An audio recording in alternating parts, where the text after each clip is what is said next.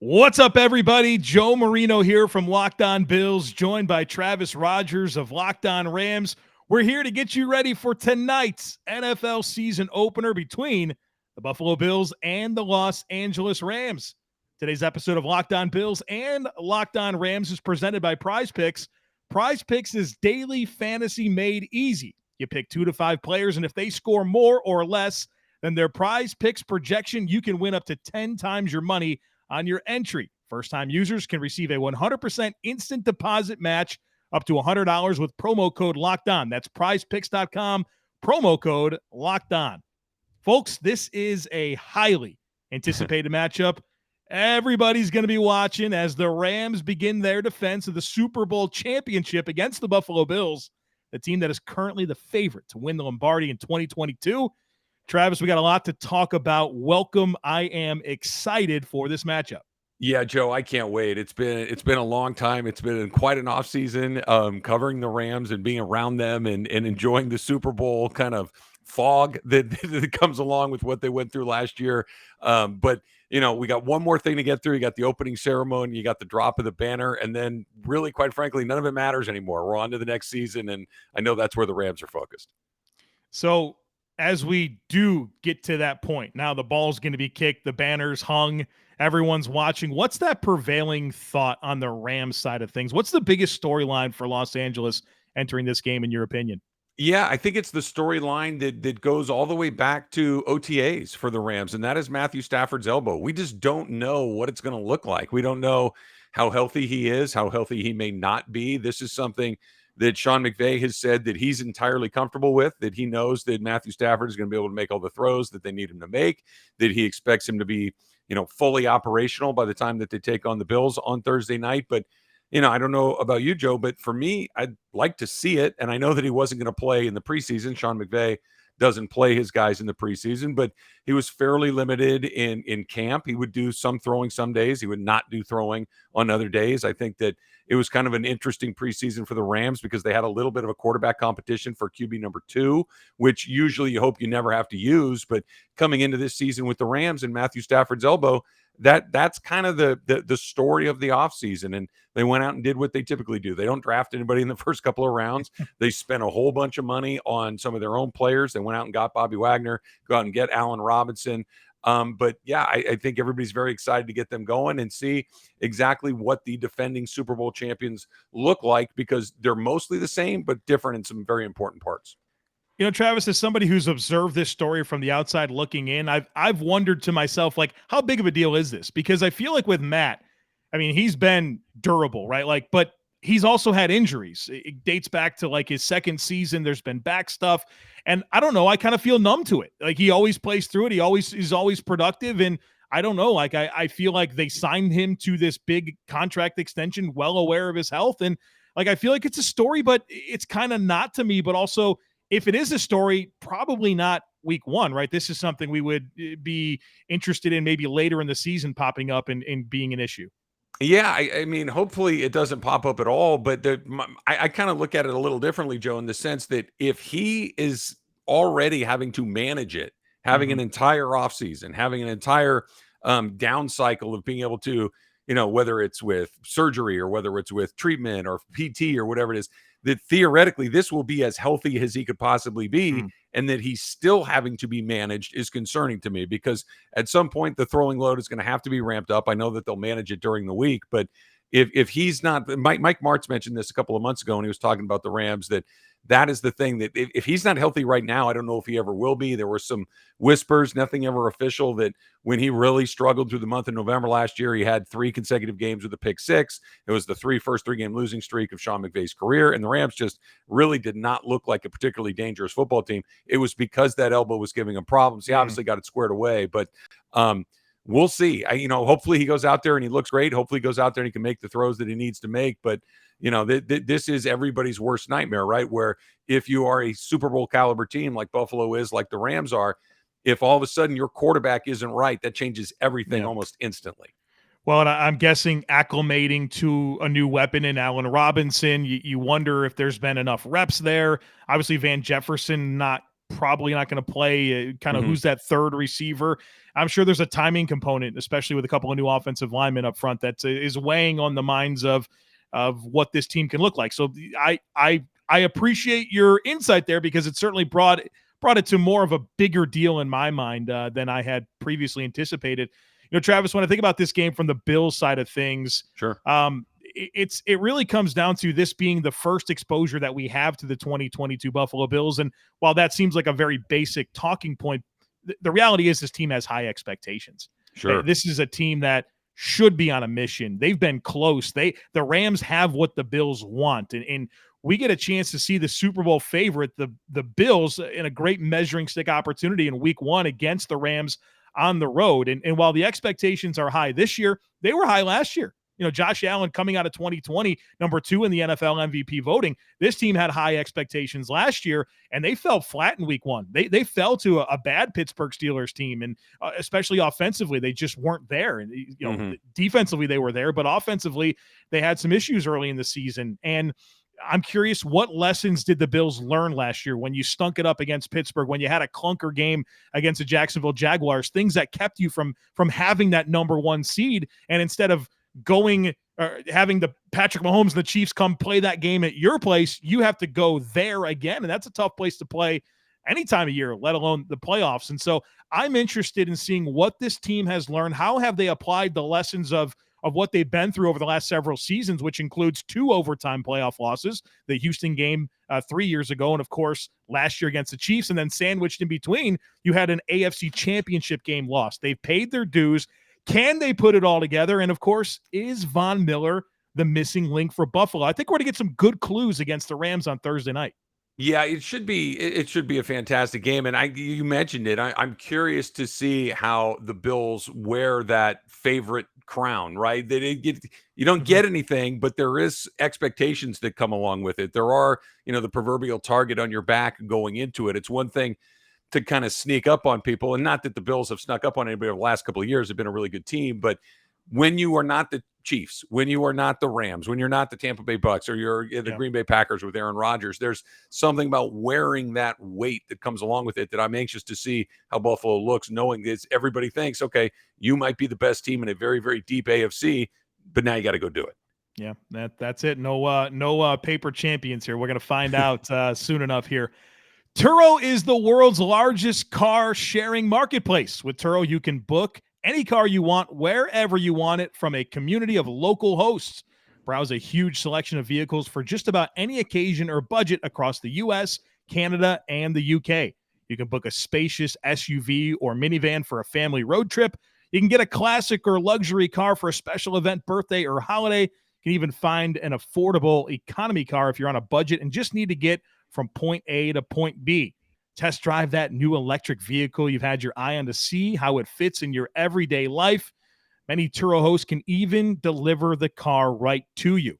Every trip is backed by liability insurance. Terms, conditions, and exclusions apply. Ditch boring rental cars and find your drive at Turo.com.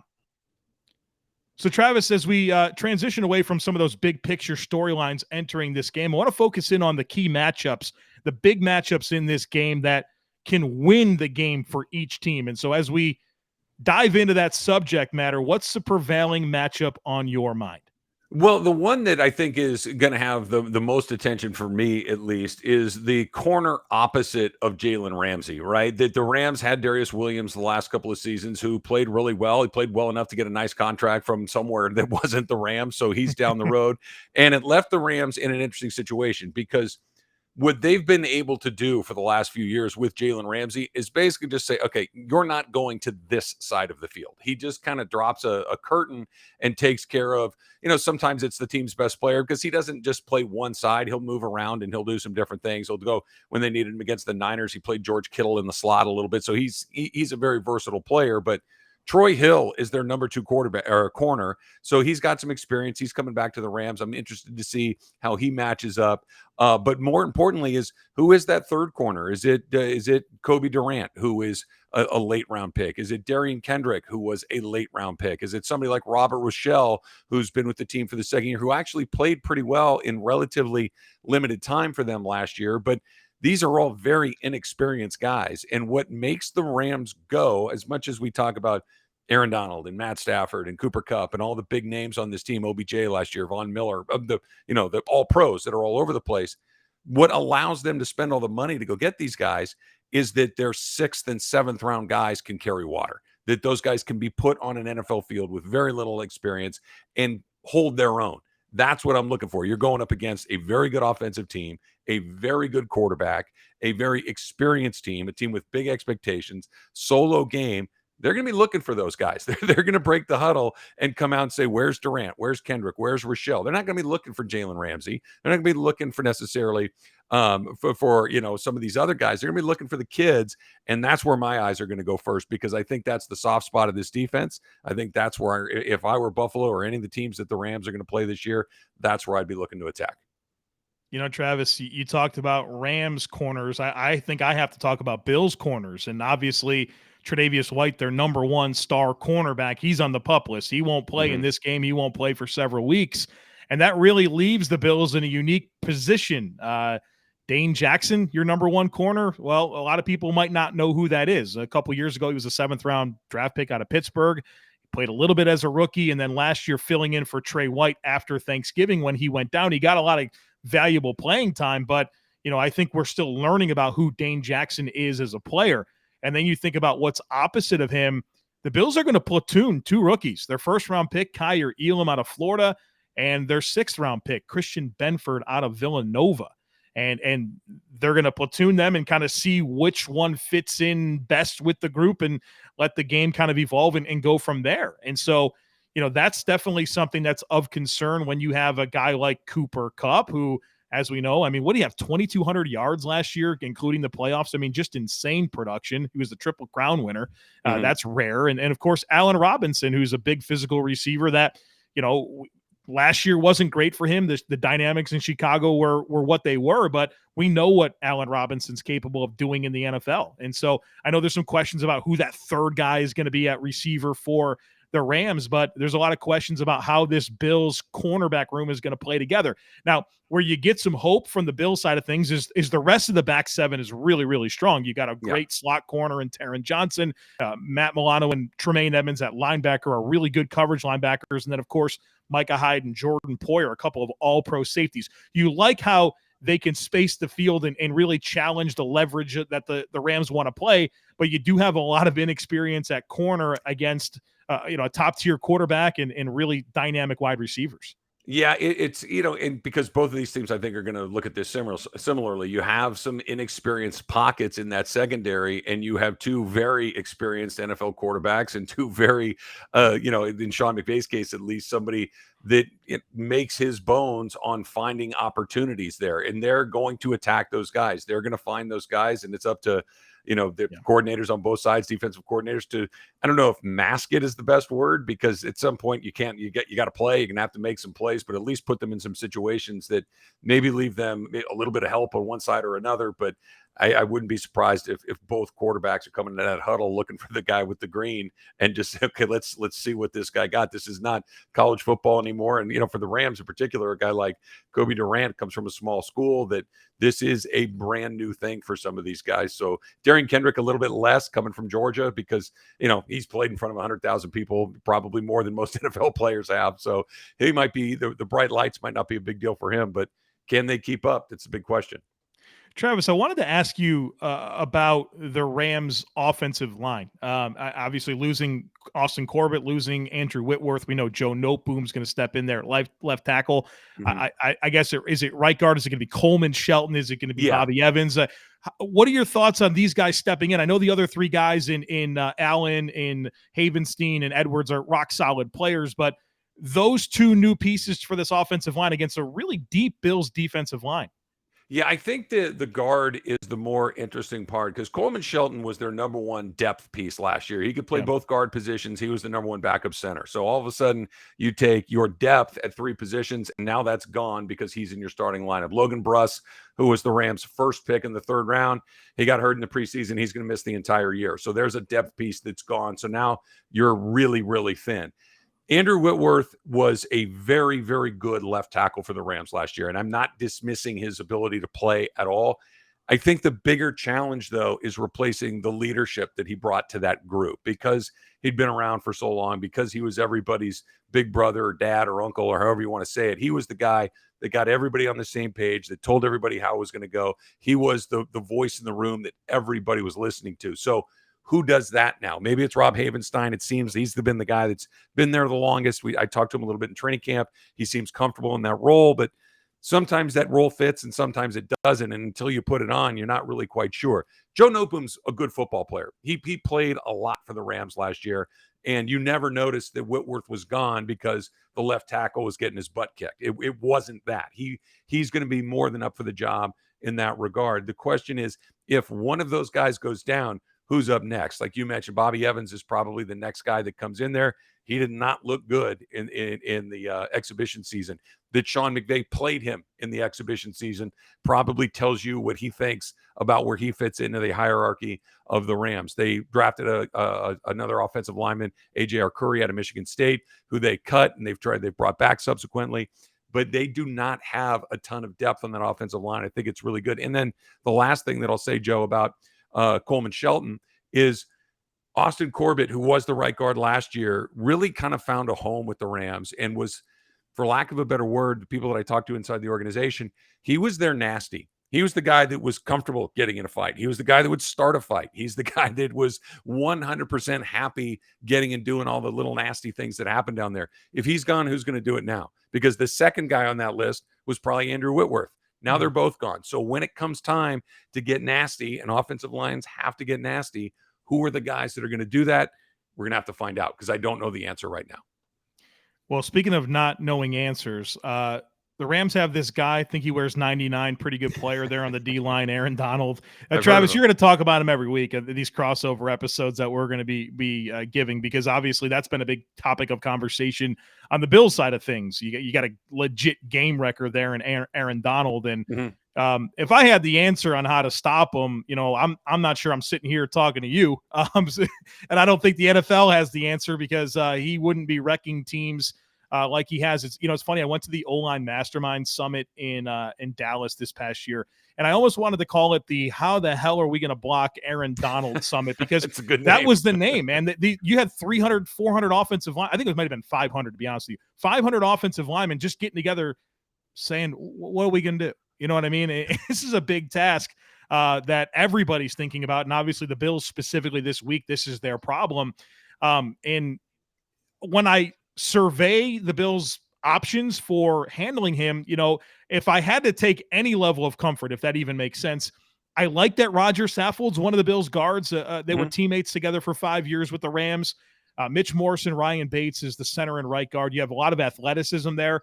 Not that Aaron Donald can't out-athlete every single player that's ever going to try to block him, but you like that you do have some movement skills. And then, of course, Aaron Cromer, who coached for 3 years with, of course, the Rams offensive line, but against Aaron Donald. You think there's some level of familiarity. I don't think that it matters all that much. I mean, Aaron Cromer's not blocking anybody, but if the Bills are going to have any chance there, you like that there might be some intel, and certainly it's going to be interesting to see what type of plan they come up with, because in the past, and I say this in the past, and this is relevant because the Bills have a new offensive line coach this year in Aaron Cromer, and a new offensive coordinator in Ken Dorsey. He's not really new. He was the quarterbacks coach for Josh Allen the last 3 years. He was the guy that Josh wanted to replace Brian Daboll, who's now the coach of the Giants. But I never felt like the combination of Daboll and Bobby Johnson, the former offensive line coach, did enough to respect those top tier defensive linemen. It was always, okay, we're just going to play our game and not make any adjustments. And I'm interested to see if that changes. Are they willing to commit some extra bodies to Aaron Donald? And with no disrespect to the Rams, I don't know that they have a whole lot of depth otherwise. I know they have some stout players in a Greg Gaines and an Ashawn Robinson. Leonard Floyd's certainly a speedy guy, but do they have? They don't have the Von Miller piece, right? That other piece that's going to force you to cause a lot of attention away from Aaron Donald. So I'm really interested to see from a Bills perspective how they choose to match up here, because I think they do maybe have an opportunity to commit a little extra help to AD. Well, I think you're spot on, Joe, because the team, you said it really well. You don't stop Aaron Donald. It's just a matter of how much does he make you go away from what you'd like to do to prevent him from ruining your day. Yeah. right? That it's if if I can handle him sometimes with one guy, great. If I can handle him most of the time with two guys, that's great. But when all of a sudden I got to have that third guy involved in this, when all of a sudden I got to shift protections, when all of a sudden I need to make sure that because he's blowing up every single play, now everything else that I'm trying to get done is suffering because of it. I think to your point about the Roger Staffold and the coaching staff that are familiar with him, I don't know if there's a plan to stop him, but you probably know what he likes the least. You Mhm. probably know what he does worse is the wrong word because I don't think he has a lot of worse in him, but Sure. what maybe he's less great at than some other things and try to force him into situations to do that. And the other thing, the one time when Aaron Donald does seem to be something other than the greatest defensive player the league has ever seen is when he has to play both ways, when he has to defend the run and the pass. Because if you get in a situation where he knows what's coming, it's a wrap. That's it. If he only has to play one way, there is no way to defend him because he's, to your point, he's faster, he's stronger, he's got better technique, and he is highly motivated on every single snap, which is a very dangerous combination for who's ever trying to stop him. But if you can make him have to at least take that half a beat to make sure if it's a run or a pass, that seems to be when you can turn him into more of a mortal defensive tackle, which doesn't happen very often. Let's transition into some predictions here, Travis, and obviously an interesting matchup. We've talked a lot about it to this point, and I somewhat think it's crazy that the Bills are 2.5-point favorites on the road. I'm sure that that's something that Sean McVay has well communicated to his Super Bowl champion teams that, hey, you're at home. And this team's coming across the country, and they're favored to beat you by nearly a field goal. That's really interesting to me. I know Vegas is really in on Buffalo, and I wonder how much of that is just kind of driving money, right? Like we talk about favorites and odds. Let's be honest, it's really about what's going to drive money. And I think that plays into it quite a bit. I mean, the Bills have certainly earned a lot of respect, but to be a 2.5-point favorite on the road in this scenario is interesting to me nonetheless. I've given you the opportunity to go first on the first couple of talking points. So I guess I'll go ahead and share my thoughts on the result of this game. And again, I have a lot of respect for Sean McVay and the Rams. If anyone listened to my Tuesday podcast, I think you would understand just the amount of real respect that I do have for Los Angeles. This is what I'll say from the Bills side of things. I think they catch him at a good time. I really do. There's a lot of newness with this Rams football team. We talked about a couple of new pieces on the offensive line. Corbett and Whitworth, you really kind of did a good job of talking even more about how much they mattered to the football team. Obviously Odell Beckham's not part of this group. Van Jefferson's not going to play. Von Miller's not there. Eric Weddle, who played 100% of the snaps in the Super Bowl, he's not around.